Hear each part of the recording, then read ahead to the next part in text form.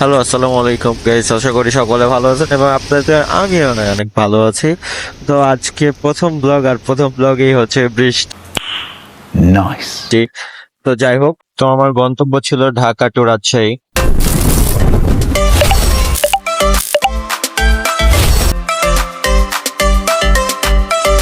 তো বৃষ্টি যেহেতু আমাকে থামাতে পারবে না, কারণ আমি ভেবেই নিয়েছি আমি আজকে যাব।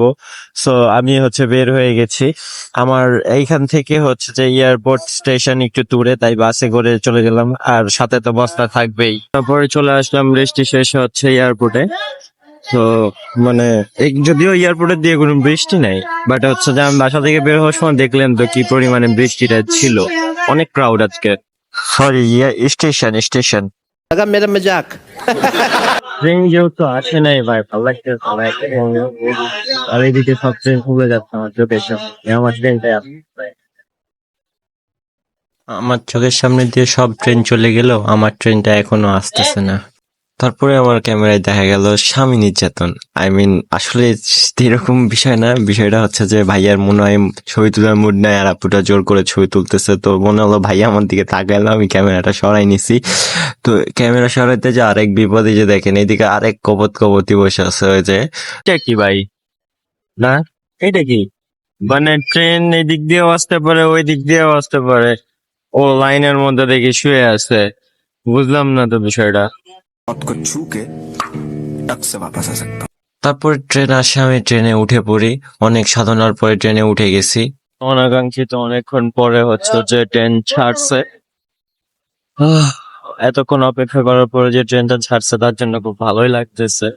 মানে আসলে অনেকক্ষণ ধরে ওয়েট করলো, অনেক আগে চলে আসছিলাম প্ল্যাটফর্মে, যার কারণে একটু মানে বোরিং লাগতেছিল। তারপরে যদিও এখন ট্রেনটা চলতেছে।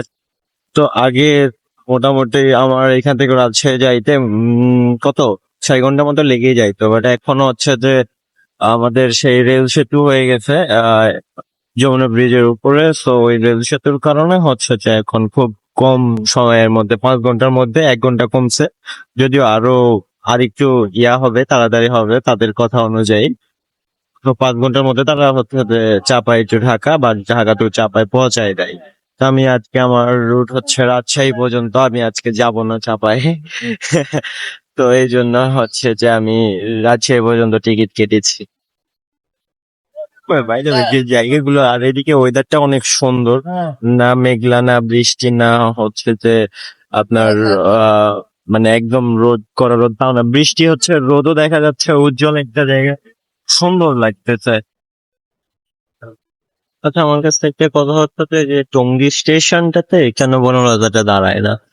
কারণ যারা গাজীপুর যারা টঙ্গীর দিকে যাবে, তারা আবার হচ্ছে যে ওই করে এসে কি বলে ওইটার নাম, আমি ছিলাম এই যে এটার পিছনে, ইন্টারন্যাশনাল পিছনে ছিলাম আমি। তো বিষয় হচ্ছে যে আমি তো নামবো এইখানে, তো আমার কাছে টঙ্গী স্টেশনটা আমার কাছে কাছে না। আমার জন্য বলতেছি না, আরো অনেক মানুষই আছে। তো এখন দেখা গেল যে তারা যেহেতু আবার ওইদিকে এয়ারপোর্ট যাইতেছে, এয়ারপোর্ট যেহেতু যাচ্ছে, তার মানে কি এয়ারপোর্ট গিয়ে হচ্ছে তাদেরকে আবার এদিকে ব্যাক করতে হচ্ছে। তার মানে একটা জিনিস দেখেন, আপনি ট্রেনে যাইতেছেন, যাওয়ার পরে হচ্ছে যে আপনি যখন আবার দিয়েই যখন আবার আপনি ব্যাক করবেন এই রাস্তাটা দিয়ে, আপনার কেমন ভালো লাগছে। আর আসতে ভাই জ্যাম ট্যাম সামলায় সব করে 1 ঘন্টা তো লাগবেই। তো যখন আপনি 1 ঘন্টা পরে যখন আপনি কেমনটা হয়, ভালো লাগছে। তো আমার কাছে মনে হয় যে টঙ্গী স্টেশনে দাঁড়ানোটা বেটার, মানে ভালো হয় আর কি, দাঁড়াই। তারপর বাকিটা দেশ যেভাবে চল এটা নিয়ে তো কিছু বলবেন। আমার কাছে পার্সোনাল এই যে মানুষ হিসেবে, এই যে নাগরিক হিসেবে আমার যেটা ধারণা, আমি সেটা আপনাদের সাথে শেয়ার করবো। আজকে আমার সিট ছিল 9 নম্বর বগিতে। তো কিছুক্ষণ পরে ট্রেনে অ্যানাউন্সমেন্ট করতেছে যে ট্রেনে বনলতা এক্সপ্রেসে যদি কোনো ডক্টর থেকে থাকেন তাহলে 9 নম্বর বগিতে আসুন। আমি তখন অবাক হচ্ছে যে কেন 9 নম্বর বগিতে ডাকতেছে। তো তারপর কিছুক্ষণ পরে দেখলাম যে একজন হচ্ছে যে অসুস্থ হয়ে গেছে, তার জন্য তার কিছুক্ষণ পরে দেখলাম একজন ডক্টর আপু আসছে, দেন তার হচ্ছে যে প্রাথমিক চিকিৎসা দেয় এবং সে সুস্থ হয়। তারপরে সে অনাকাঙ্ক্ষিত ক্রসিং, তো দেখেন ফোনটা কেঁপে উঠলো না। আসলে কিন্তু আমার হাতটা কাঁপেনি, ওই ট্রেন যাওয়াতে যে বাতাসটা প্রয়োগ হইতেছে ওইটার কারণে হচ্ছে যে আমার হাতটা কেঁপে গেছে। এটাই হচ্ছে আমাদের সেই যমুনা রেলওয়ে সেতু। এই সেতুটা মূলত করা হয়েছে পূর্ব এবং পশ্চিমাঞ্চলের লোকেদের রেল যোগাযোগ ব্যবস্থা যেন সুন্দর হয় এবং তারা যেন তাড়াতাড়ি হচ্ছে যে এপার এবং ওই পার তাড়াতাড়ি যেতে পারে। এক কথায় রাজশাহী থেকে ঢাকা, ঢাকা থেকে রাজশাহী তাড়াতাড়ি যাতায়াত করতে পারে।